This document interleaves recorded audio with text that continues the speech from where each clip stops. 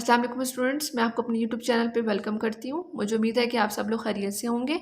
Student, last video में हमने अपनी एक्सरसाइज चैप्टर नंबर 2 की एक्सरसाइज नंबर 2.1 को स्टार्ट किया था। 2.1 का हमने ओवरव्यू देखा था और 2.1 के फर्स्ट 3 क्वेश्चंस को हमने सॉल्व किया था। 2.1 में हम नंबर लाइन के क्वेश्चन को सॉल्व कर रहे थे और आज हम उसी एक्सरसाइज नंबर 2.1 के आगे जो नेक्स्ट क्वेश्चन थे हमारे पास 4 टू ऑनवर्ड, उनको आज हम यहाँ पर सॉल्व करने जा रहे हैं। तो जो क्वेश्चन नंबर 4 है उसमें हमसे क्या कहा गया है? क्वेश्चन नंबर 4 है represent the following arithmetic operations on number line. यानी कि हम लोगों ने यहाँ पर जो अरिथमेटिक ऑपरेशंस हैं, जो अरिथमेटिक ऑपरेशंस कौन से होते हैं, like plus minus multiply and divide, ये जो 4 हमारे पास ऑपरेशन है इनको हम मैथमेटिकल ऑपरेशंस भी कहते हैं और अरिथमेटिकल ऑपरेशंस भी कहते हैं। ठीक है, इन अरिथमेटिक ऑपरेशंस जो यहाँ पर हमें गिवन है इनको हमने सॉल्व करना है और इनके अकॉर्डिंग इनको हम लोगों ने नंबर लाइन पे सॉल्व करना है।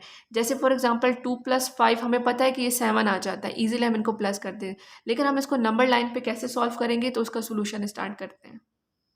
तो स्टूडेंट्स के लिए हम लोग सबसे पहले अपना क्वेश्चन नंबर जो 4 है उसका पार्ट ए नोट डाउन कर लेंगे, जो कि पार्ट 1 है बुक का।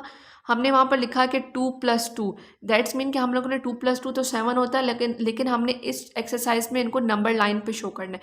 उसके लिए सबसे पहले हम लोगों ने with the help of scale number line draw कर लेनी है। नंबर लाइन में हम लोगों ने यहाँ पर नंबर्स देख लेने हैं कि हमें ऑलमोस्ट हमारा आंसर है वो 7 तक आएगा, तो हमें बहुत बड़ी या बहुत लंबी नंबर लाइन बनाने की ज़रूरत नहीं है। हम 8 to 10 तक नॉर्मल नंबर लाइन को ड्रॉ कर लेंगे।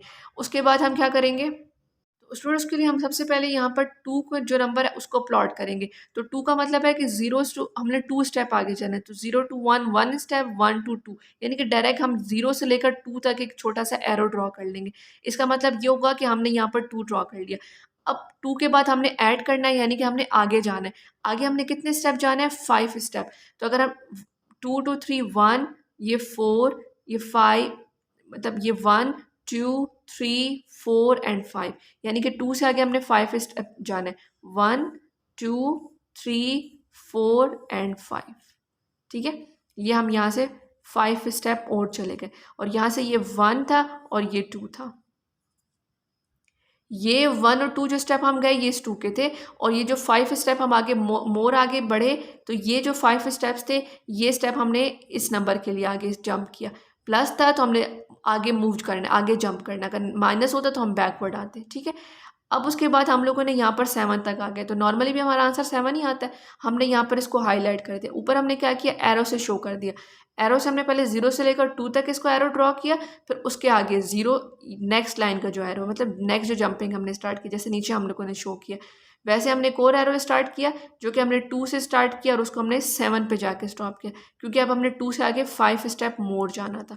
तो आप इस तरह से एरो भी बना सकते हैं और इस तरह से ये नीचे लाइन भी ड्रॉ करके आप शो कर सकते हैं कि आप कितने स्टेप आगे जा रहे हैं और कहाँ तक आप आए और कहाँ तक आपको आंसर मिल गया। उस आंसर को आपने यहाँ से इस तरह से हाईलाइट कर देना है ताकि हमें पता चल जाए कि ये वो नंबर है जो हमारा रिक्वायर्ड आंसर था।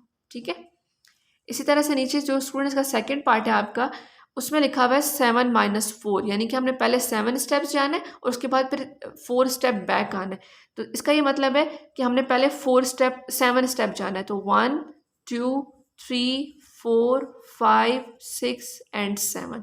और अगर हम यहाँ पर लाइन ड्रॉ करें तो हम यहाँ से स्टार्ट करेंगे और ये 7 तक हम एक लाइन लेकर आ जाएंगे। ठीक है, अब इसका मतलब है कि यहाँ तक हमने एक लाइन ड्रॉ कर ली। अब उसमें से हम लोगों ने कितने स्टेप बैकवर्ड जाना है? अब हमने बैक जाना है 4 स्टेप। प्लस के लिए फॉरवर्ड जाते हैं आगे और माइनस के लिए बैक जाते हैं पीछे। तो इसका मतलब अब यहाँ से हमने 4 स्टेप बैक आना है, तो 1 2 3 एंड 4। ये थे 1 2 3 4 5 6 एंड 7, और जब हम बैक आए वो हम यहाँ से 4 स्टेप बैक आए, तो आंसर हम कहाँ पर आ गए? 3 पे।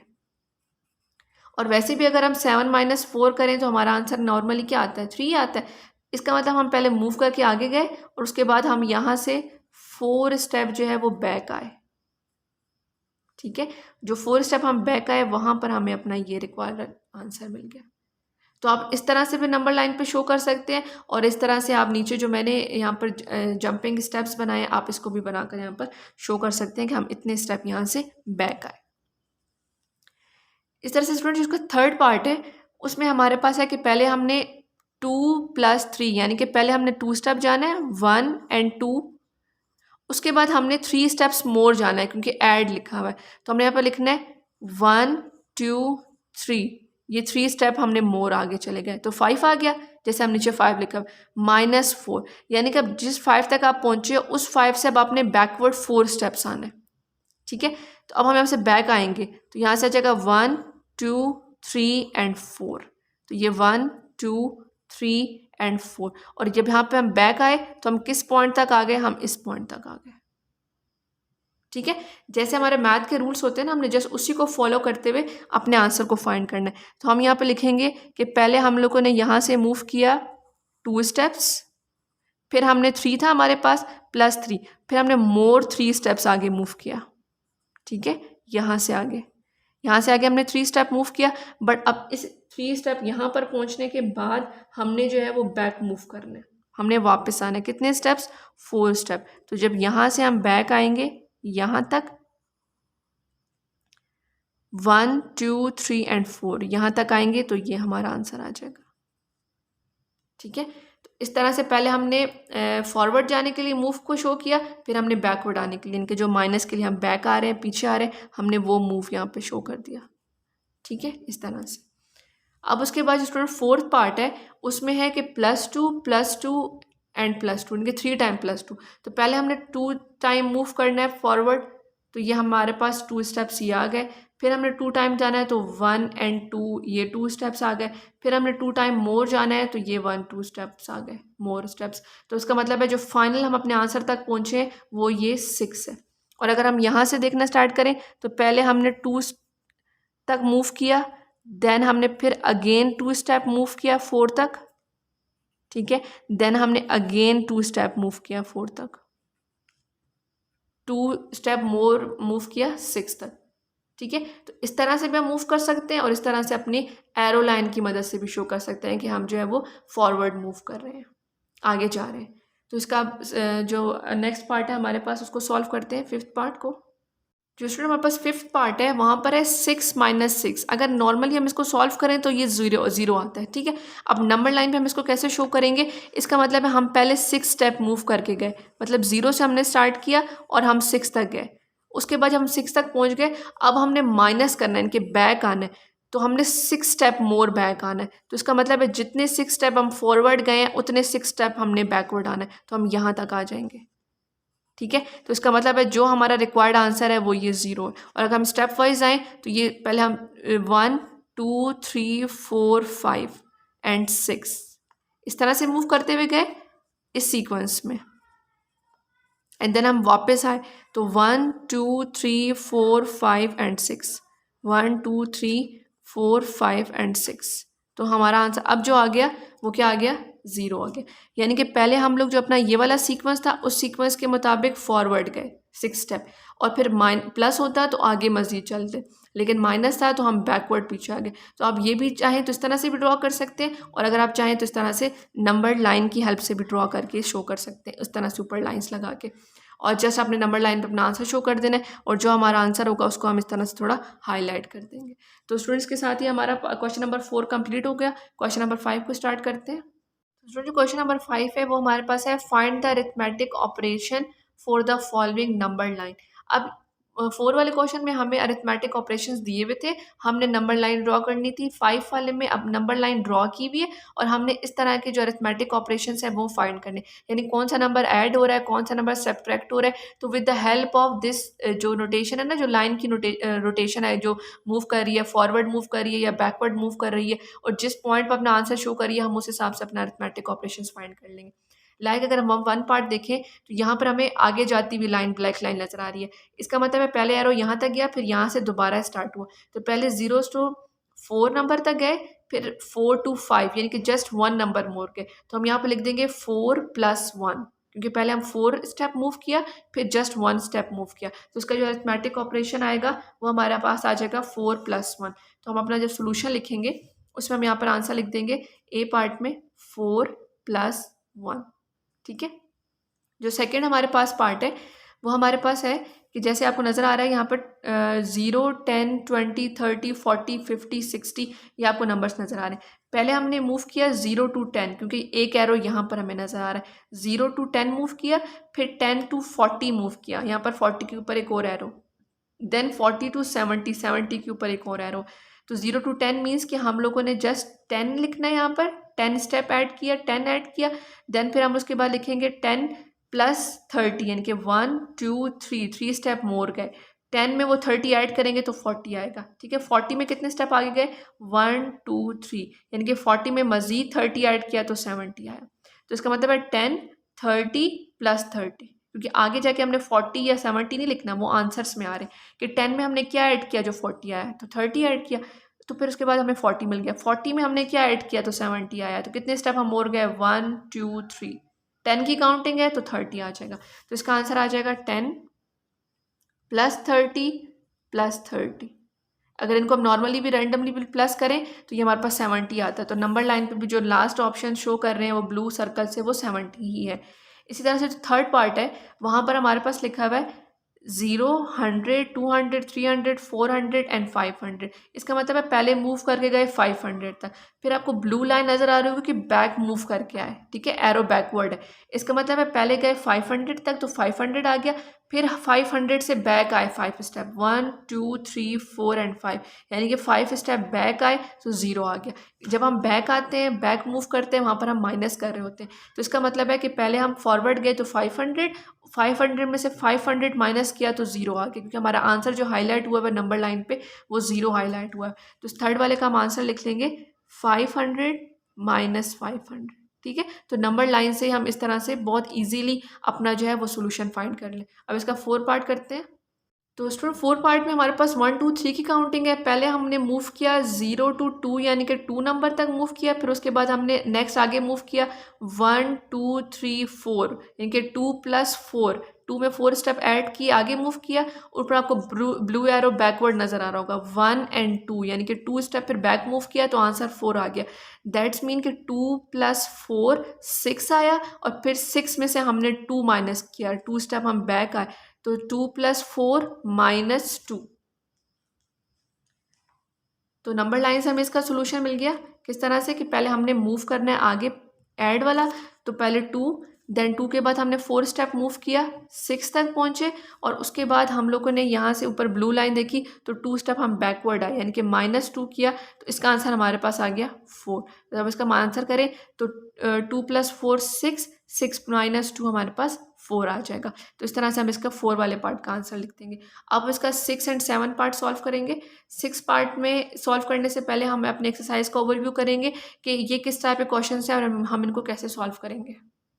स्टूडेंट आपकी बुक पे पेज नंबर 20 पे हमारे पास नंबर लाइन के बाद जो नेक्स्ट टॉपिक है वो है प्रॉपर्टीज़ ऑफ होल नंबर, यानी कि होल नंबर पे हम कौन कौन से प्रॉपर्टीज़ लगा सकते हैं। प्रॉपर्टीज़ का मतलब होगा कि होल नंबर्स को हम किस किस तरीक़ों से सॉल्व कर सकते हैं। तो जो फर्स्ट प्रॉपर्टी हमारे पास है commutative law of addition. Commutative law of addition का क्या मतलब है और उसमें हम क्या करते हैं? कम्यूटेटिव लॉ ऑफ एडिशन ये कहता है कि अगर आप नंबर का ऑर्डर चेंज कर दें, यानी कि 5 + 4 करें या 4 + 5 करें, तो उससे नंबर के आंसर पे कोई फ़र्क नहीं आता। अगर हम देख भी लें तो हमें पता चलता है कि 5 + 4 करें तो 9 आता है, एंड 4 + 5 करें तब भी 9 आता है। तो ये हमारे पास कम्यूटेटिव लॉ ऑफ एडिशन है। अगर मैं यहाँ पर इक्वल का साइन हो, जैसे कि 5 + 4 = 4 + डैश, तो इसका मतलब होगा कि इस सीक्वेंस को देखते हुए हम ये वाला सीक्वेंस आराम से कंप्लीट कर सकते हैं। इक्वल है, इसका मतलब है इस साइड पे जो नंबर है लेफ्ट हैंड साइड पे वही नंबर राइट हैंड साइड पे होंगे। तो अगर इनमें से कोई एक नंबर मिसिंग भी होता है, जो कि हमारे क्वेश्चन नंबर 6 इसी टाइप का है कि वहाँ पर आपको लेफ्ट हैंड साइड पे कभी या राइट हैंड साइड पे कभी कुछ नंबर मिसिंग होंगे, लेकिन हमें वहाँ पर कंफ्यूज नहीं होना, बल्कि उसी क्वेश्चन के अंदर उसका आंसर हमें मिल रहा होगा। इस तरह से अगर यहाँ से मैं यहाँ पर 4 जो है वो ब्लैंक कर दूँ, तो इसका मतलब हम लोग लेफ्ट साइड को देखेंगे, वहाँ पर दोनों नंबर मौजूद हैं। 5 यहाँ पर है तो यहाँ पर भी है, लेकिन यहाँ पर ऐसा कौन सा नंबर है जो मिसिंग है, तो वो 4, तो यहाँ पर 4 लिख लेंगे। अब कम्यूटेटिव लॉ ऑफ एडिशन कहता है कि 5 + 4 = 4 + 5, यानी कि इक्वल्स के बाद सेम वही नंबर आएंगे, जस्ट उनके ऑर्डर्स चेंज होंगे। यानी कि यहाँ पर 5 पहले आ रहा है तो यहाँ पर 5 बाद में आ रहा है, यहाँ पर 4 बाद में आ रहा है, यहाँ पर 4 पहले आ रहा है। इस तरह से नीचे लिखा हुआ है 1 + 11 तब भी 12 आएगा और 11 + 1 तब भी 12 आएगा। तो कम्पिटेटिव लॉ ऑफ एडिशन के मुताबिक हम कैसे लिखेंगे इसको 1 + 11 = 11 + 1 कि इस तरह से हम इसको सॉल्व करते हैं। इसी तरह से नीचे हमारे पास है associative law of addition of whole number. तो एसोसिएटिव लॉ ऑफ एडिशन में हम क्या कर रहे हैं, कम्यूटेटिव का और एसोसिएटिव का जस्ट डिफरेंस ये है कि एसोसिएटिव में ब्रैकेट्स यूज़ होंगी, 3 नंबर्स यूज़ होंगी और ब्रैकेट्स यूज़ होंगी, तब भी कोई फ़र्क नहीं पड़ेगा। लेकिन हम जो बोर्ड मैथ्स में रूल अप्लाई करते हैं कि पहले हमने ब्रैकेट सॉल्व करनी है, ब्रैकेट सॉल्व करने के बाद हमने बाहर वाले नंबर से ऐड करना है। तो यहाँ पर भी हम वैसे करेंगे 4 + 3 7, 7 + 2 9। इसी तरह से जो एसोसिएटिव लॉ ऑफ एडिशन है वहाँ पर नंबर तो सेम होंगे, यानी कि 2 4 3 है तो 2 4 3 होगा, लेकिन डिफरेंस ये होगा कि वहाँ पर पहले सेकंड वाले पे ब्रैकेट्स लगी हुई होंगी, बाद में फर्स्ट 2 पे ब्रैकेट लगी होंगी। तो हम पहले वाले 2 को प्लस कर लें, बाद वाले 1 से ऐड कर लें, या पहले वाले को छोड़ के नेक्स्ट वाले को ऐड कर लें, उसके बाद वाला ऐड कर लें, तो उससे कोई फ़र्क नहीं पड़ता, आंसर दोनों केसेस में क्या होगा, सेम ही होगा। तो यही रूल जो एसोसिएट कम्यूटेटिव और एसोसिएटिव लॉ को यूज़ करके हम अपना exercise question number 6 and question number 7 solve करेंगे। उसके नीचे स्टूडेंट आपके पास है zero as a additive identity. तो ये हम रीड कर चुके हैं कि जीरो क्या होता है, एडिटिव आइडेंटिटी होती है, यानी कि जीरो को किसी नंबर में भी ऐड करें तो वो नंबर इटसेल्फ आता है, उसमें कोई चेंज नहीं आता। तो जीरो को किसी नंबर में 0 + 3 3 इटसेल्फ, यानी कि आइडेंटिटी का मतलब होता है कि वो नंबर इटसेल्फ आ जाता है, उसकी आइडेंटिटी चेंज नहीं होती है, वो ऐड होकर कोई नया नंबर नहीं बन जाता। तो जीरो को हम मैथ के टर्म में एडिटिव आइडेंटिटी कहते हैं। ठीक है, तो स्टूडेंट अब हमने commutative law and associative law को सीख लिया, एडिटिव आइडेंटिटी भी देख ली। अब हम एक्सरसाइज के क्वेश्चन नंबर 6 एंड 7 को सॉल्व करते हैं।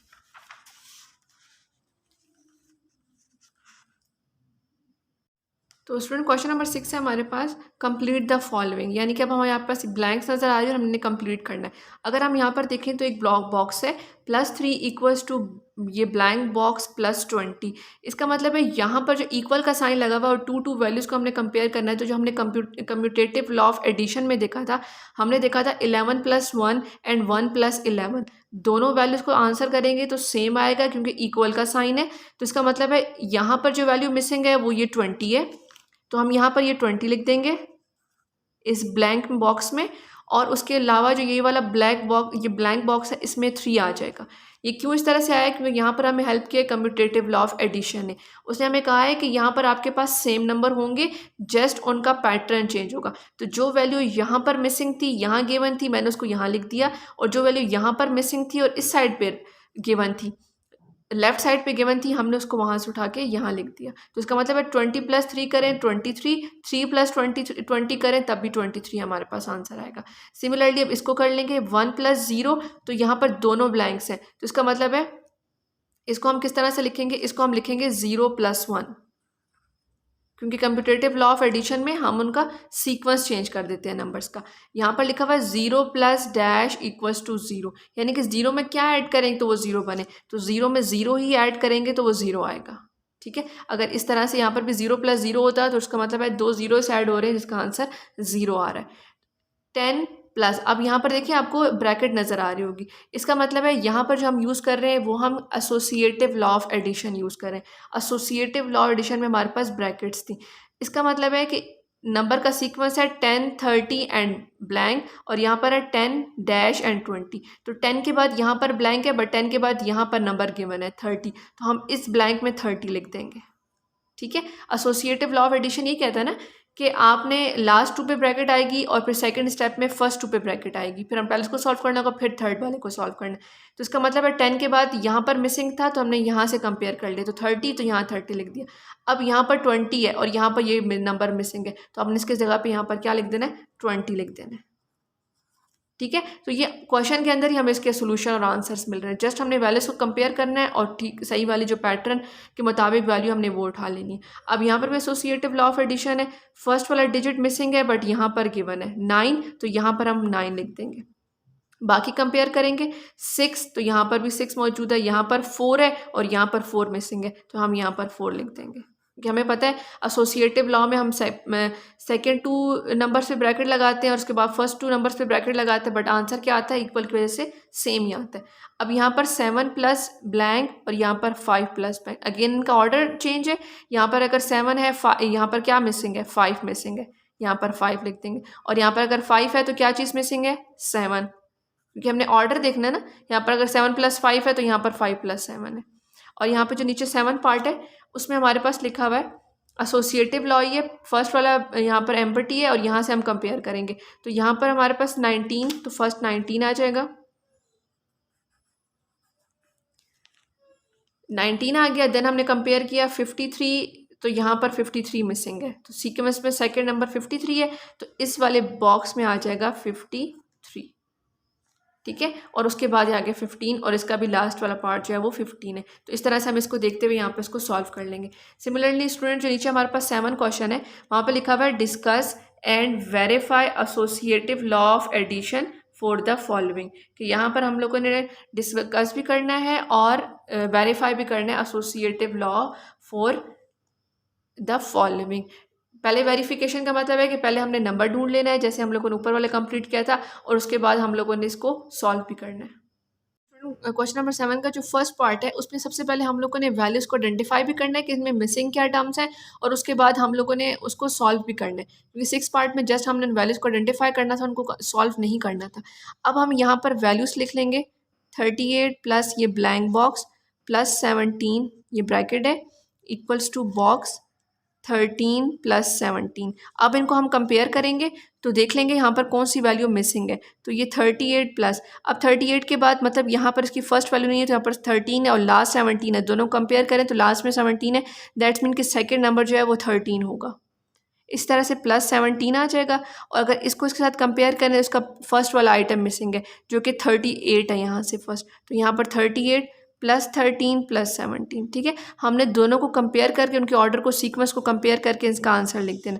अब जो यहाँ पर लेफ्ट हैंड साइड है वहाँ पर पहले ये दो टर्म्स आपस में ऐड होंगी, तो 38 को 13 में ऐड करेंगे तो ये हमारे पास आ जाएगा 11, 1 कैरी 3, 4 एंड 5, तो ये आ जाएगा 51 प्लस 17। हमने यहाँ पर क्या किया, पहले ब्रैकेट्स को सॉल्व कर लिया। आप चाहें तो यहाँ पर राइट साइड पे रफ और कॉलम ड्रॉ कर सकते हैं इस तरह से, ये देखिए इस तरह से, और इनको यहाँ पर इस तरह से ऐड भी कर सकते हैं ताकि आपको पता चले कि हमारा आंसर बिल्कुल एक्यूरेट आ रहा है, ये कोई मिस्टेक तो नहीं है इसमें। सिमिलरली अब यहाँ पर 38 एज इट इज़ नीचे आ जाएगा और 13 + 7 ऐड हो जाएगा, तो हम अपने रफ और कॉलम इनको ऐड कर लेंगे इस तरह से 20, तो ये 20 आ गया और हमने इनको ऐड करके यहाँ 20 लिख दिया। अब हम 51 और 17 को ऐड करेंगे और यहाँ से 38 और 20 को ऐड करेंगे, क्योंकि हमने पहले ब्रैकेट्स दोनों के सॉल्व कर लिए और उनके बाद जो उनका नंबर लेफ्ट रह गया अब हमने जस्ट उनको ऐड करना है। तो अगर हम 51 में 17 ऐड करें तो ये हमारे पास आता है 68, तो हम यहाँ पर लिख देंगे 68 इक्वल्स टू 38 में अगर हम 28 ऐड करें तो ये भी हमारे पास आ जाएगा 68। तो इसका मतलब है कि दोनों का हमारा जो आंसर है वो सेम आ गया, 68 + 68। अगर ये आंसर रॉन्ग आता, दोनों का सेम ना होता, तो इसका मतलब है कि हम लोगों ने कहीं ना कहीं कोई गड़बड़ की है। अब इसका सेकंड पार्ट स्टार्ट करते हैं।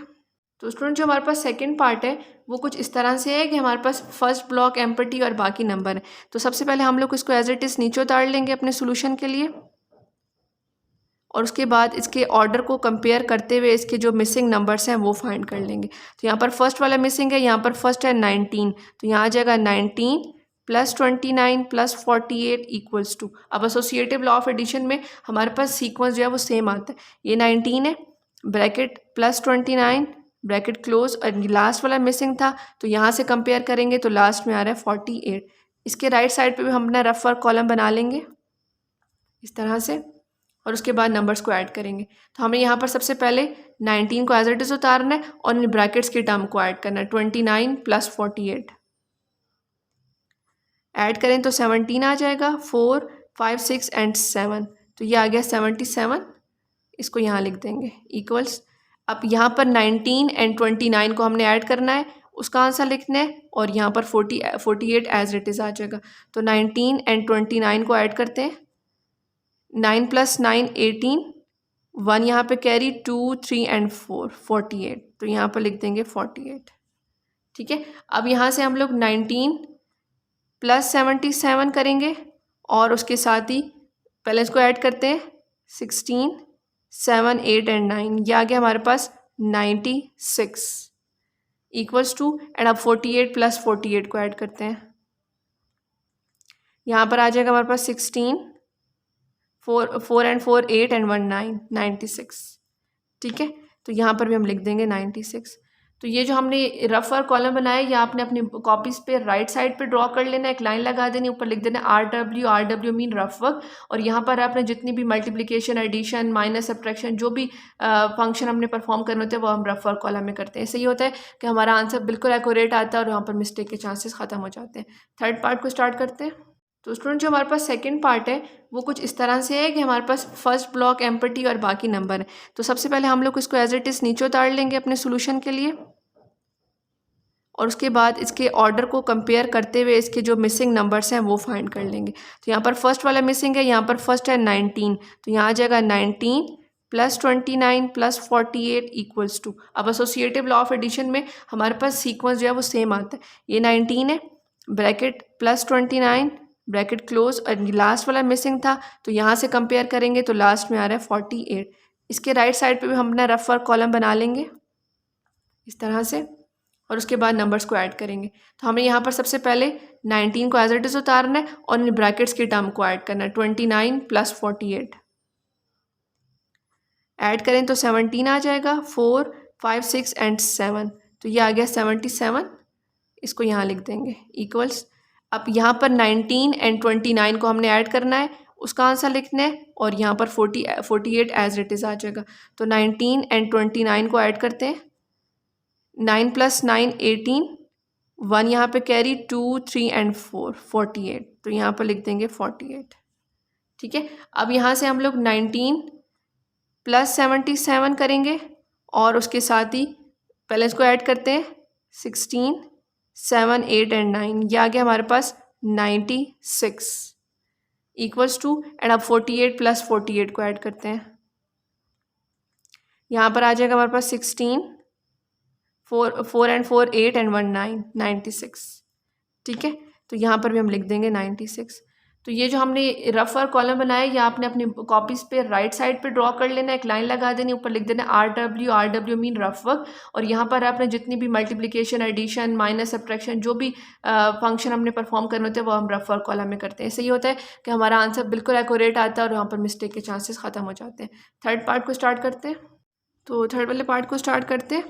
इसके लिए सबसे पहले हम लोग इसको एज इट इज़ लिख लेंगे, 12 plus blank plus 37 equals to blank box 51 plus 37। Compare करेंगे सीक्वेंस में, यहाँ पर हमारे पास 12 है, मिसिंग है सेकंड कॉलम, यहाँ पर सेकंड कॉलम गिवन है 51, देन हमारे पास सॉरी ब्रैकेट यहाँ पर क्लोज हो रही है, प्लस 37 इक्वल्स टू, अब ये फर्स्ट वाली ब्लैंक है, अब यहाँ पर हम कंपेयर करेंगे तो यहाँ 12 आना चाहिए, देन 51 प्लस 37। यहाँ पर ऑर्डर भी सेम है, इनके जिस ऑर्डर में यहाँ पर आ रहे हैं इस ऑर्डर में भी यहाँ पर आएंगे, जस्ट हम लोगों ने ब्रैकेट यहाँ पर पहले लगानी, यहाँ पर ब्रैकेट बाद में लगानी। बहुत ईजी क्वेश्चन है, कोई इसमें डिफ़िकल्टी वाली बात नहीं है। अब हम 12 में 51 ऐड करेंगे तो ये हमारे पास आ जाएगा 63 प्लस 37 इक्वल्स टू, अब हम 12 को एज इट इज़ लिखेंगे और इन दोनों ब्रैकेट्स को पहले सॉल्व करेंगे, 51 प्लस 37, ये आ जाएगा 8 और यहाँ से भी आ जाएगा 8, 88 इनको प्लस करने से, तो यहाँ पर 88 लिख देंगे।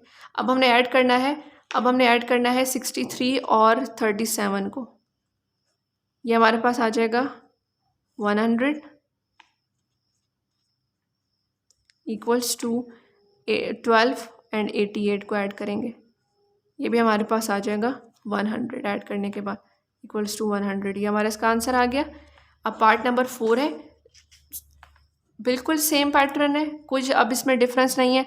आप इनको बहुत अच्छी तरीके से आप समझ गए होंगे और आप इनको खुद भी सॉल्व कर सकते हैं कि किस तरह से हम इनको अटैम्प्ट कर रहे हैं। जस्ट एडिशन है एंड ऑर्डर है, कि ऑर्डर अब एक दफ़ा आपको समझ में आ गया कि एसोसिएटिव लॉ ऑफ एडिशन में जस्ट ऑर्डर को फॉलो किया गया। फर्स्ट आइटम मिसिंग है तो यहाँ से मैच करेंगे तो 17 85 प्लस 62, यहाँ से हमारे पास लास्ट वाला नंबर मिसिंग है, कंपेयर करेंगे तो 17 85 एंड 62, 17 85 एंड लास्ट नंबर जो है वो 62 है। अब नंबर्स को ऐड करेंगे तो 17 एज इट इज़ नीचे आएगा, पहले ब्रैकेट सॉल्व होंगी, तो रफर कॉलम में करेंगे 85 प्लस 62, तो ये हमारे पास आ जाएगा 7 और 8 में 6 ऐड करेंगे तो 14, 147, और यहाँ पर हम पहले 17 एंड 85 को ऐड करेंगे, यहाँ से हमारे पास आ जाएगा 12, 8, 9 एंड 10, 102 प्लस 62। ठीक है, अब हम यहाँ पर 147 में 17 को ऐड करेंगे, कर सकते हैं ना। 17 में 147 को ऐड करिए, 147 में 17 को ऐड करिए, आंसर सेम आएगा 4, 5 एंड 6 और यहाँ पर 1 आ जाएगा। तो 164 इक्वल्स टू 102 प्लस 62, तो ये भी हमारे पास आ जाएगा 164। आप यहाँ पर देख सकते हैं, ठीक है। इसका आंसर लिख लेंगे 164, ये हमारा आंसर आ गया। हमने इनकी जो मिसिंग वैल्यूज है वो भी आइडेंटिफाई कर ली एंड देन उनको हम लोगों ने सॉल्व भी कर लिया। सिमिलरली 5 पार्ट करेंगे, 25 प्लस ये मिसिंग अमाउंट, सोल्यूशन यहाँ लिखेंगे। मैं आपको बता रही हूँ आपने अपने कॉपीज़ पे कैसे इसको नोट डाउन करना है। इक्वल्स टू 25 प्लस 21 एंड ये ब्लैंक, ठीक है। अब कंपेयर करेंगे, 25 प्लस सेकेंड नंबर हमारे पास यहाँ से देखेंगे तो 21 है, इसको लिख देंगे प्लस 68। अब यहाँ पर 25 plus 21 plus last number missing है, यहाँ से कंपेयर करेंगे तो लास्ट नंबर है 68, ये हमने फाइंड कर लिया।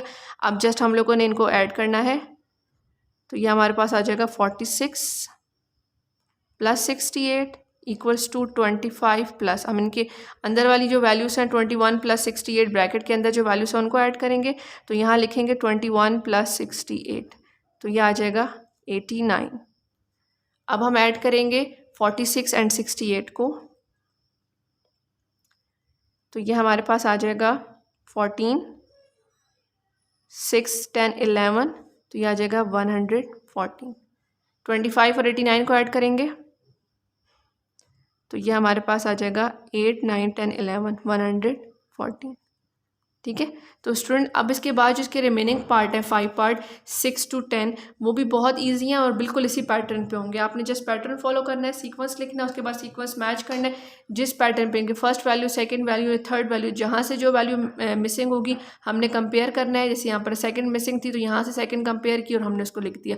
इसी तरह से आपके 6 to जो 10 पार्ट हैं वो 5 पार्ट भी सॉल्व हो जाएंगे। अगर आपको वहाँ पर कोई प्रॉब्लम आती है, आपको नहीं समझ आते, तो आप कॉमेंट सेक्शन में मुझसे पूछ सकते हैं। अब मेरी वीडियो को, अगर मेरी वीडियो आपको पसंद है तो लाइक ज़रूर कीजिएगा, ज़्यादा से अपने फ्रेंड सर्कल में शेयर कीजिएगा, मेरे चैनल को सब्सक्राइब करना मत भूलिएगा ताकि मेरे आने वाले लेटेस्ट वीडियो की नोटिफिकेशन आपको टाइमली मिलती रहे और आप घर बैठे इसी तरह से इजी मैथड्स के साथ मैथ को लर्न करते रहें। Thank you so much for watching. अपना बहुत ख्याल रखिएगा। अल्लाह हाफिज़।